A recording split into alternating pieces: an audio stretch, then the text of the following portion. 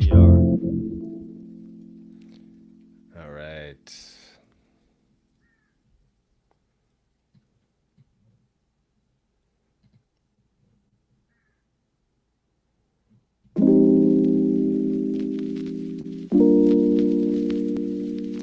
Just bear with us for a moment.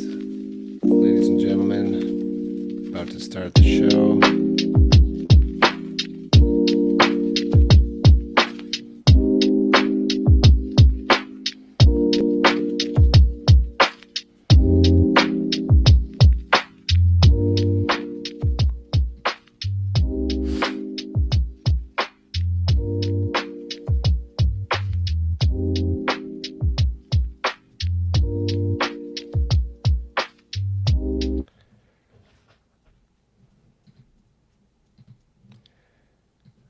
All right. We're live. Welcome back to another episode of Token Narratives. This is episode 101 of the Token Narratives podcast. I'm Graham Stone, joined again by Alex Richardson. We're going to get through some pretty interesting topics this week. Two big ones. One is the Clarity Act markup. We got all the analysis on that, as well as we're going to do a deep dive into Circle launching its own blockchain and native token called ARC. We will answer the question of whether that is another scam token that's going to be down only once it launches, or whether it'll actually have product market fit and be useful. All right. So before we get into that, though, let's look at a little bit of price actions and markets action. So the stock indices barely off their all-time highs. Precious metals have been kind of sideways the last couple of days, although silver is doing quite well. Bitcoin dropped below 80K again, hovering right around the 80K level right now. So the on the question of how big of a bubble is the market in right now, so people have been pointing out that the Nasdaq 100 is currently trading at about 15% above its 50-day moving average, and this is only the third time in the last 30 years that that's happened. The last two times were during the 2008 2009 crisis, and the other time was the dot-com crash. So, one of those couple of data points, but doesn't bode well. Things feel very bubbly in the markets. This affects Bitcoin. It remains to be seen whether Bitcoin, whether, first of all, the markets, the TradFi markets will in fact crash, and whether Bitcoin will crash along with them, and what will happen in the remains of that. A little bit another key thing that came out this week is CPI came in hotter than expected. So we're now at a 3 years high on the consumer price index. That also has implications for markets. Market sentiment, or consumer sentiment right now is at pretty much all-time lows. Despite the economy supposedly doing well, it's increasingly becoming this sort of K-shaped economy, and the asset holders doing well, people working in the economy not so much, and sentiment not doing well at all. Besides that, there's the not hentai virus, but the hanta virus. There's rumors of that going around. It seems to be kind of a nothing burger so far, but that's one of the monitoring situations. And we haven't spoken much about the conflict in Iran these days. People seem to have moved on from that. Oil currently trading above $100. It's extremely volatile, flip-flopping every day. Trump is in China now. The red carpet has been rolled out. The long anticipated China summit happening right now. So that's another big piece of the geopolitical chessboard unfolding. and I think this will ultimately have impacts on the markets and Bitcoin. Let's get into some of what people are saying and some analysis that you've dug up here over the last couple of days, Alex. Yeah, so Bitcoin lost the resistance or the support of 80K so far. You want to whip out the day of the wave chart here. Yeah, I'll bring it up. Um, so he's basically Dave the Wave is a great follow, by the way. Just like long term TA, nothing fancy, pretty much only Bitcoin. And you can see here that he's suggesting that we've been in an upward channel since February, with support somewhere around 71. And we may have broken out of it, but based on losing the 80K level, we might be back into this channel. So that's just sort of like a boring, non-fancy way of suggesting that we might be rallying into the summer here, as opposed to making a new low. And he's targeting the 95K level because that's sort of the last major high that we hit at the beginning of the year. Whether that acts as simply a higher or a lower high, or if it's the beginning of a breakout, I guess we'll see. But kind of looks like on the daily chart here, we're in a nice little uptrend. Benjamin Cowan, who people hate for being right about almost every market cycle in the past few years, just taking a really long-term view on things. He is still of the mind that we are targeting October 2026 for a bear market bottom, simply noting that we're pretty much right at the 200-day moving average. In the last cycle, we did go a little bit above it, but historically, this is a pretty big resistance level. And I don't know, I take what Cowan says pretty seriously. He has a great track record, and I'm still kind of leaning towards the later part of the year being the bottom, or at least the beginning of a new bull cycle. And then Glassnode came out. I really like this chart. This is the long-term holder relative unrealized loss. So you're basically looking at the unrealized losses of long-term holders per cycle. I'm not sure exactly how they're defining long-term holder right now. There's a few different cohorts for that, but you can see that past cycles have been way more stressful for long-term holders. And it does get slightly less stressful per cycle, but this metric is really suggesting that this bear market is extremely mild and extremely young, and we need to see more stress on the long-term holders before we make another uptrend. So that would be kind of the opposing view. Unless this time is different. Yeah, well, I hope it is, but we don't know.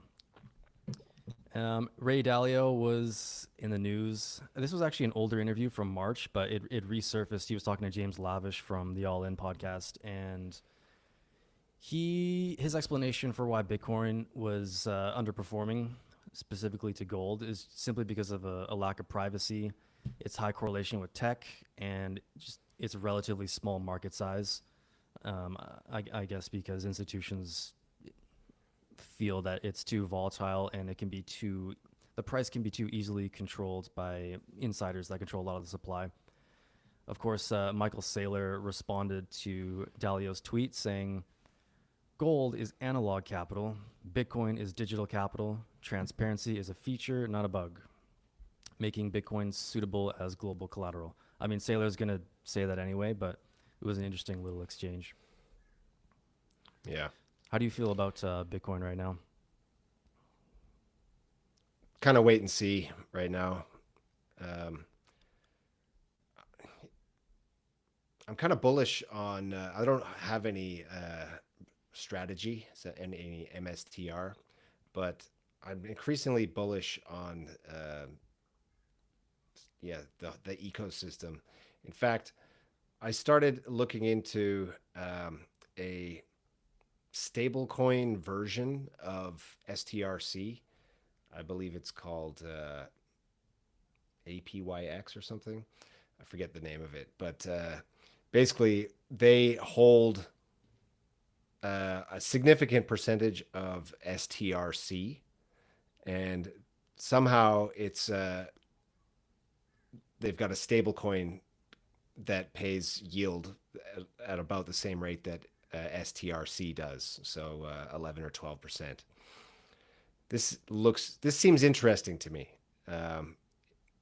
because that's a decent yield. But I've also heard Michael Saylor saying a few times about how he thinks that one of the key use cases of STRC is as collateral for stablecoins. And I mean, he obviously would know that one of the biggest buyers of STRC is this stablecoin issuer, this ecosystem. So, I mean, he would say that. But I'm looking into that. I find that to be an interesting way to hold yield in the crypto realm without having to like go into TradFi. Yeah, it's also what are the yields on Aave and all the DeFi protocols now? It's like not even worth it to plug your wallet in. Yeah, exactly. They're like the treasury rate or less, or around there, and then you've got all the smart contract risk. So, at least this is a higher yield. Now, I did run it through some of the AI models. Like I said, I haven't allocated anything to this yet, so I'm just like doing my due diligence, and they're saying that 10 to 12% is not paying enough for the risk. It should be more like 17%. But I'm looking at that and thinking, oh, actually, that's not that big of a delta. Who knows how, it all depends what sources you give the machine, but something yeah, the yield look into. The yield kind of makes me nervous, but I guess if you get out before anything bad happens, people made a lot of money off of BitConnect. All right, let's get into one of our first topics, our first of two big topics for today, and that is the Circle token, Circle's new token around its chain. Can you set this one up for us, Alex? Yeah, so Circle's launching its own blockchain and a native token called ARC. Blockchain is the same name. ARC is Circle's attempt to build the quote default financial chain for stablecoin based commerce. So that would be like payments, foreign exchange, RWAs, lending, capital market settlements, probably other stuff I'm missing. And at a high level, ARC it's a purpose built blockchain for stablecoin finance rather than just like a general purpose L1. And Circle says that the idea is to solve problems that enterprises have with the existing chains, which is largely volatile gas tokens, unpredictable fees, bad liquidity, bad privacy, and other things. And in the white paper, Circle goes into what it calls the OS thesis. And it compares the state of finance today to the state of computing in the early 2000s. So before mobile operating systems, the phones worked, but all of the devices were fragmented and doing their own thing. But then when iOS and Android created a common environment, developers could build once and then reach a global user base. And I guess AWS did something similar for cloud infrastructure. Instead of every company building its own servers and tooling, they could build on shared infrastructure.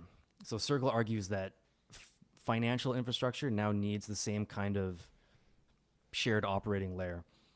And then again, today, payments and lending, FX, settlements, these all run on like separate, slow legacy systems that don't communicate with each other. And even when they are part of one customer experience, they usually settle through different rails at different speeds with different intermediaries. So it's all just unpredictable and clunky for institutions, and expensive. So Circle says that three things have changed. First, blockchains proved that money and financial contracts, they can behave like software. They can be programmable, composable, settled in seconds. And then stablecoins proved that economic value can move on those rails at scale while keeping their peg. And then lastly, regulation is starting to give institutions a clear path to participate. So, in summary, ARC is Circle's attempt to become what they call the economic OS for the internet, or a public layer one purpose-built for financial activity. So deterministic settlement, privacy, and predictable stablecoin native fees. That's a big one. Is the gas token will be USDC, so it makes it just makes everything predictable. You can think in terms of dollars and not in terms of 0.00 ETH or whatever people are doing on Ethereum. And then of course the native token is ARC. If you want to get into that. Yeah, let's get into that because we're gonna get into an analysis here. I think of what we think about this whole initiative, and much of it circles around the ARC token. So before we get into the analysis, let's just look at some of the basic facts of the ARC token. So yeah, as you mentioned, it's the native token for the chain, but it's not going to be used as gas. So while ETH is used for gas on Ethereum, and you have stable coins on there, USDC is gas, will be gas on the ARC chain once it's live. There's already a test net, but the main net, I believe, is scheduled for later this year.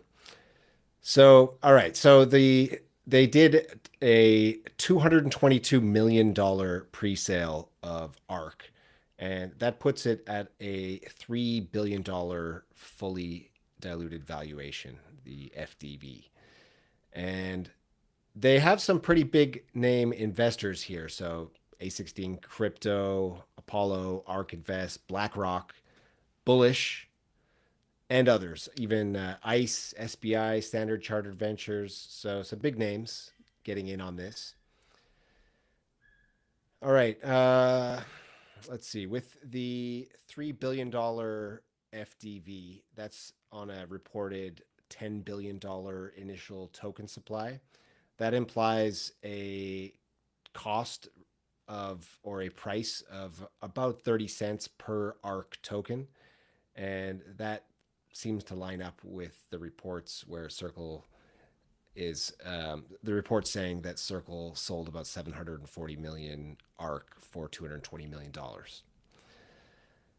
All right, so what else do we have? How does the token distributed? So allocations, roughly 60% ecosystem, 25% goes to Circle, and 15% set aside for long-term reserve. So we can get into what the ecosystem allocation actually means. To me, it could mean anything, but they've highlighted, things like developer grants, network participants, grants for network participants, other like growth incentives. And then Circle's allocation supposedly supports development in governments, and the reserve is for longer-term network stability. What is the ARC token actually used for if it's not used for gas? Well, according to the white paper, it's a coordination asset.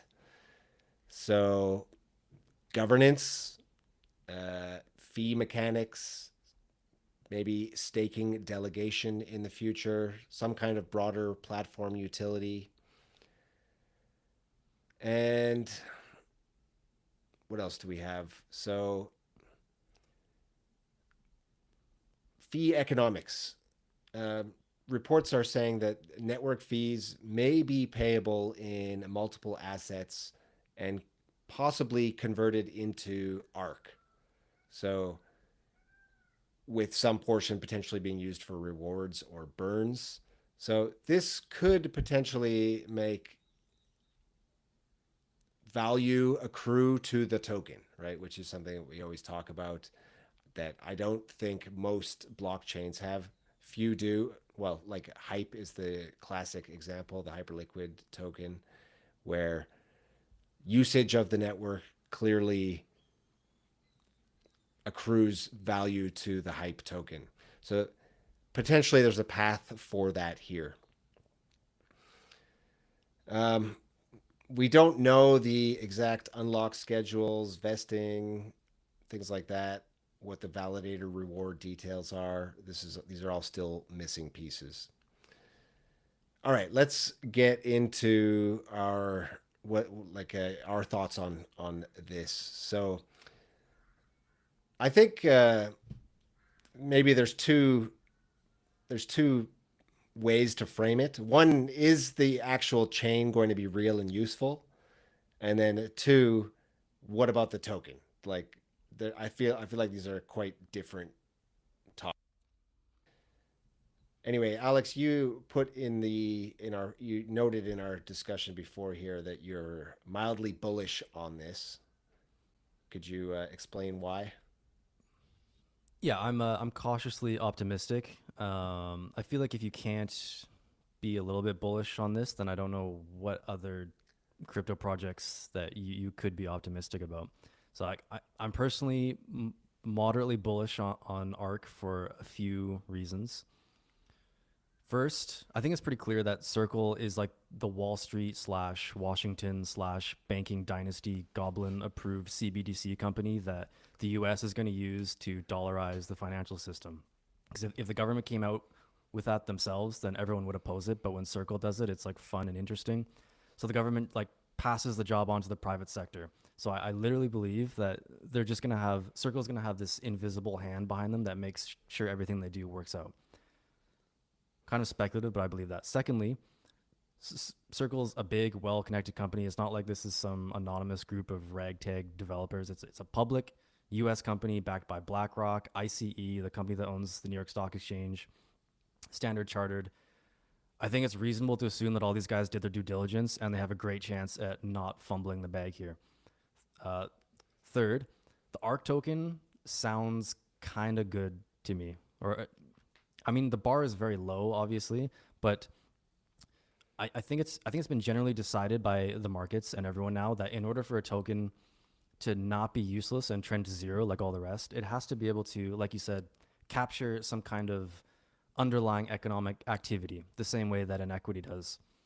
The classic example is Uniswap. Like, Uniswap is arguably the best innovation in DeFi ever, the AMM. It was like a massive success, trillions of dollars in volume, and yet Uni is a pretty stupid and useless token. It just doesn't capture any of that value, and you can make the same arguments for maybe Chainlink or Aave and others. Doesn't mean they can't be useful in the future, but after many years, they're useless. But Circle, I think, has at least thought about this a little. So like holders and stakers and institutions that integrate into their stack, and it's a big stack. They all get various like discounts and benefits for holding ARK. There's a burn function which converts the USDC fees into ARK and then burns it. And the white paper explicitly says that, where is it? Quote, the objective is inflation neutrality, a state where burn from network activity fully offsets new issuance. So I think they're at least trying to make the token not useless, which already gives them a head start on most other tokens. They're probably gonna have a lot of revenue. Go ahead. Hey, can I just interrupt you? So, Yeah. you're getting me this. This sounds pretty good, but I wonder, and like I get that there's many projects have made mistakes before them. You would think that Circle has learned from this and they've designed this ecosystem to actually have the value accrue to the token. But why didn't Tempo do this, for example? Stripe and Paradigm's chain. They raised something like $500 million at a $5 billion valuation in October, but they didn't need a token at all. Like it just seems like what's the point of having a token? Does it actually help the network? Well, to a certain extent, I guess no one needs a token. It is to an extent a money grab or a way to finance themselves. But I don't know if Stripe has the moat and the stack that Circle does. Like Stripe doesn't have the biggest US regulated stablecoin in the world. So I think Circle has the foundation to actually make this work. Whereas, yeah, like Base didn't create their own token either, but you and maybe they could actually in the future, but they just don't they don't have the foundation and the stack and the moat and the integration of everything to actually make it work. If anyone is going to do it, I feel like it's got to be Circle. If All that right. makes sense. Maybe I'm just Yeah. trying to justify the money grab. I don't know, but to me, it actually makes sense for them to launch a token. All right. Well, any other points in your why you're cautiously bullish Yeah. Well. speech? Okay. So the other things is yeah, like so the testnet is not a ghost town. It was reported that the ARC testnet, which came out in October, it processed over 244 million transactions with basically perfect uptime. I think that USDC as gas is an interesting design choice, and that's going to be big for institutions because everyone wants to think in terms of dollars. I also just think that 3 billion FTV at launch sounds pretty good. Like that would put it well below Avalanche and Shiba Inu. Like in 2021, Cardano went to 90 something billion with virtually nothing happening on it. So yeah, to me, it sounds pretty good. Now, you could argue that the fact that Circle is already public at I think it's $30 billion market cap, that could dilute it a little bit. So I would say like ARC is sort of a call option on Circle's blockchain becoming useful and having lots of activity on it in the future. All right. So let's get into maybe the big picture there. Will this blockchain actually be useful and used? And it's if I'm gathering correctly, you're saying it will be because like they've got all these partners. They're they're the ordained one in the U.S. ecosystem. They're going to get the support of the admin, but the reality is that no stable coins are like run on the network yet. The network effect is on Ethereum, Tron, Solana, the big public blockchains that people have been using stable coins on for like years, close to a decade at this point.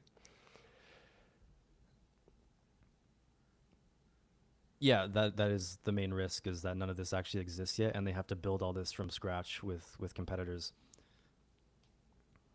And then there's also like what would you call it?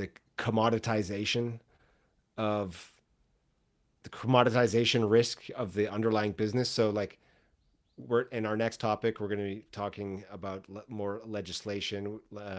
As Congress advances stablecoin legislation, banks, fintechs, payment firms, they're going to be issuing their own digital dollars.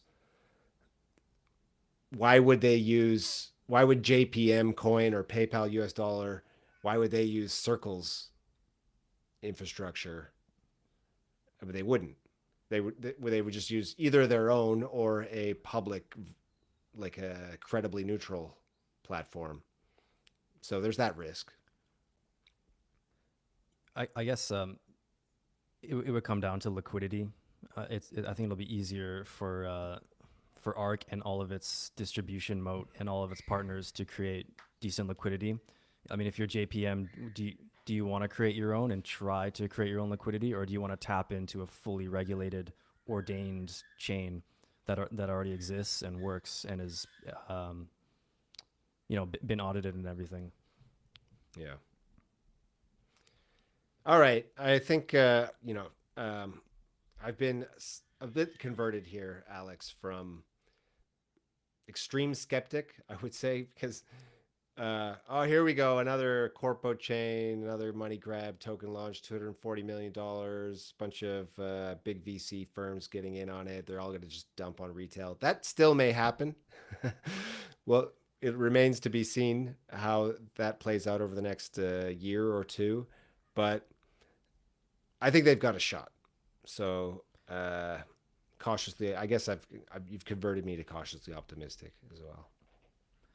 Yeah, I just think that they're not going to screw this up. Like they're going to make sure it works because it's a very sophisticated company with a sophisticated group of investors and backers.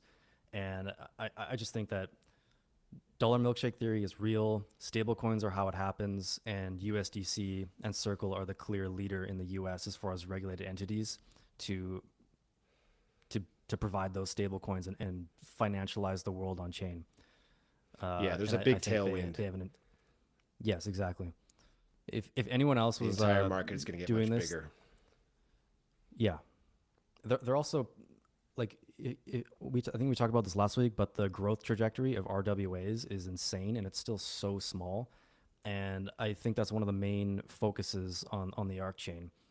I feel like they're not coming late to the game. They're still really early, and they're the best player, so they have a chance to really get in on the first floor when it comes to RWAs and tokenization. And that could be, I think that'll be like the main driver of the chain, if anything. All right. Okay, well, I for one will be watching the launch of this token closely and the chain itself, and I'm sure we'll be covering it more on Token Narratives and the weekly. Yeah, So we can let's get into revisit our this in second. a year and see if we look Yeah, like schizos. I'm sure we'll be talking about it before a year from now. All right, so let's talk about our second big topic for the week, the Clarity Act markup. So, a few hours after this podcast finishes, the Senate Banking Committee is going to be holding a markup for the Clarity Act. Now, this is the first ever committee vote on a comprehensive U.S. crypto market structure bill. Bit of background. What Clarity actually does. So it's a 309-page bill. I'm sure everyone here has read it all from cover to cover. And it defines which digital assets are securities. So those ones would be under the SEC jurisdiction, and which are commodities. Those are under CFTC jurisdiction.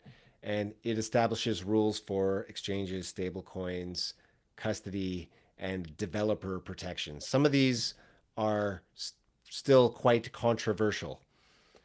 Now, the House passed it in July of last year, getting close to a year already from now ago. They passed it with a wide majority, 294 to 134. Now it's the Senate's turn. So what this markup is, a markup is where you've got this committee. It's like a subsection, a subgroup of senators. I think they're like 29 or something.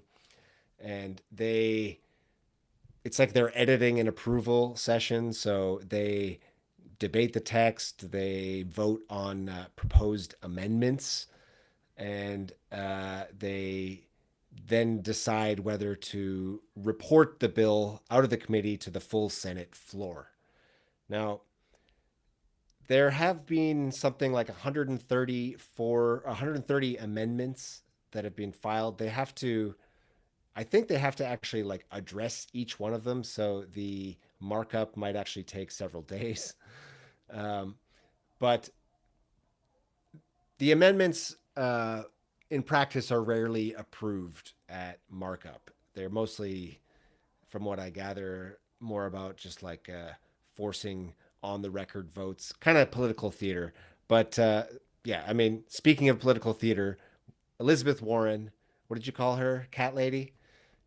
Psychotic cat lady. Psychotic cat lady. She filed 44 amendments, including one blocking the Fed from issuing master accounts, specifically blocking the issuing of mastering accounts to crypto firms. So I got a quote here from the psychotic cat lady herself. She says, The bill puts investors, our national security, and our entire financial system at risk, and it will turbocharge Donald Trump's crypto corruption. In just 1 year in office, the president and his family have raked in at least 1.4 billion in gains from crypto deals alone, and yet this bill stunningly includes zero provisions to prevent that. The ethics component of this bill might actually be the biggest sticking point once it gets to the Senate floor, from what I understand. But just a funny, sarcastic aside on as a comment from Elizabeth Warren's take on the bill. We have a note here from, or a quote here from Patrick Witt. Now, Patrick Witt, I believe, is the guy who's kind of taken over from David Sachs as the crypto czar. He's like, there's no crypto czar now, but he's the executive director of the President's Council of Advisors for Digital Assets. So I think, as I understand it, he's like the new top crypto advisor, I guess. Anyway, so he says sarcastically, "I'm so impressed that Elizabeth Warren stayed up all night to read the 300 plus pages of the Clarity Act and deliver an objective assessment of the bill's merits and not just some knee-jerk reaction. This is what true public service looks like." Now, that's literally what she does. She's just like perpetually offended at literally everything. She reminds me of like some woman that lives in your apartment building who's just like leaving notes on your door, being mad at everything, like mad that the walls aren't painted, but then when you paint them, they're the wrong color, and just mad at everything. Well, she's done well for herself. She's a good politician, for what it's worth. Yeah, I mean, I guess that's what they do, is they just get offended. Yeah. Now, I think despite the Elizabeth Warren posturing, the real fight is not coming from her. I believe it's more the banks. So on May 9th, Sunday, the three largest U.S. banking trade groups, ABA, BPI, ICBA, those are the acronyms for them, they formally rejected the so-called Tillis-Alsobrooks stablecoin yield compromise that the industry had backed, Coinbase, Circle, and others had backed. And the CEO of one of these trade groups sent an emergency letter to bank executives on Sunday night, urging them to call their senators. And they're panicking because 80% of their lending they fund 80% of their lending through customer deposits. So if stable coins can pay activity-based rewards, then deposits will leak out of the regional banks, and this could be existential for the banks. So they're against the compromise. They'll be pushing for an amendment to be included here that removes that compromise, removes the loophole, the so-called loophole, to enable some form of rewards or yield on stablecoins. So I think as this thing goes through the markup, it'll be interesting to see how that amendment is voted on. I think that'll be a key thing to watch here. Yeah, there's obviously a lot of controversy, but I think it's generally being perceived as net positive and bullish. Even if it's not like 100% ideal clarity, it's still clarity, and it's going to remove a lot of barriers for institutions and other large entities to enter the space. I think there's also like a huge geopolitical advantage for the U.S. to get ahead, just since the digital asset ecosystem is priced in dollars, and the growth trajectory is quite favorable. For example, Brian Armstrong from Coinbase, he said, "The bill is strong. It'll benefit the American people by making the U.S. financial system faster, cheaper, more accessible.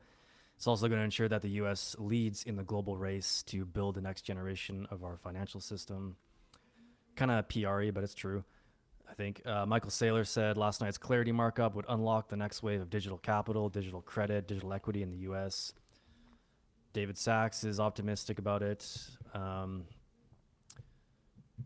There is like some dissent. So Aaron Day, friend of the pod, he said that the Clarity Act is actually the biggest surveillance bill in U.S. history, and people are getting rugged on the wording that on the surface appears to protect devs. It doesn't. Free the prisoners and fire Lutnick. Kill Clarity. Make of that what you will. I don't really know what he's backing that on. I'm not saying it's not true. I think Well, digital assets are already kind of a surveillance system, but I mean, for what it's worth, the DeFi Education Fund, which is a major sort of advocacy group, I guess, they say the current text does have the protections developers need, but they're watching amendments closely. And speaking of amendments, I believe there was one from the Fraternal Order of Police, and it's opposing the developer protections, claiming they'd, quote, limit the ability of prosecutors to pursue cases of financial crimes. So there's at least one group of people out there trying to sneak in an amendment that would remove the so-called developer protections. yeah, this is Charles section Hosk, 604, yeah, right? 604. Charles Hoskinson, also friend of the pod, says he's been quite vocal about this. He says, "You develop open software, give it to the world. Someone does something with it without your consent, and you're forever liable. It's a dystopian nightmare." So, if they don't include the developer protections, then that's the situation we could end up with, at least according to Charles Hoskin. Also, Austin Campbell says he of Chopping Block, I believe, or no, some pretty big, decent podcast. He's also a professor, and he's also worked on actual criminal seizures in the past. And he says these are people who want the right to make anyone who uses or makes a web browser a criminal for political purposes. So he's framing the opposition to the so-called developer protection 760-604 as being politically motivated. Yeah, that's a big one, because if you think software is speech, then it could be, you could frame it as a violation of freedom of speech, and it's going to allow authorities to arrest anyone for simply creating software. This has obviously already been a big problem with Roman Storm from Tornado Cash and the Samurai developers. Like they're removing these protections would allow them to just arrest anyone that creates software and have a criminal that happens to use it. Yeah, that's dystopian. Yeah. All right, so what's going to happen with this markup? From what I gather, it seems likely that it'll clear the committee either today or tomorrow, depending on how long takes them to get through the amendments. The industry, besides the bankers, I guess, are quite aligned, and it seems like things are moving.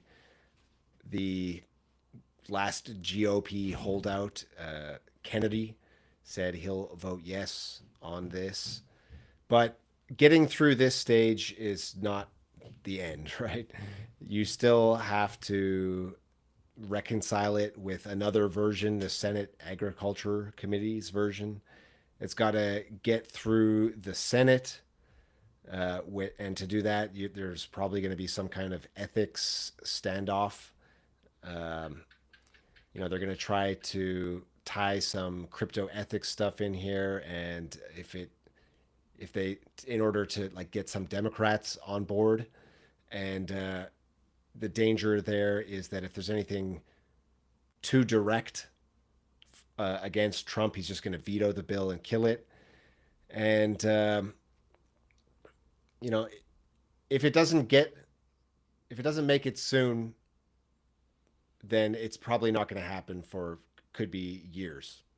Right now, Polymarket has the odds of this passing in 2026 at around 60%. It was 75% not too many days ago, down to 60%. Galaxy has it at 50%. So it's quite a pivotal moment here for, I think, crypto regulation in the US and therefore the world. Yeah, I think Senator Tim Scott wants it done before May 21st, and the White House wants it by July 4th. So yeah, if it doesn't happen this year, then I don't know. It looks like it'll be dead for a while. But I think it can't come at a better time, because like this is either the beginning of a breakout, a beginning of a bull market, or we're probably in like the last leg of the bear market.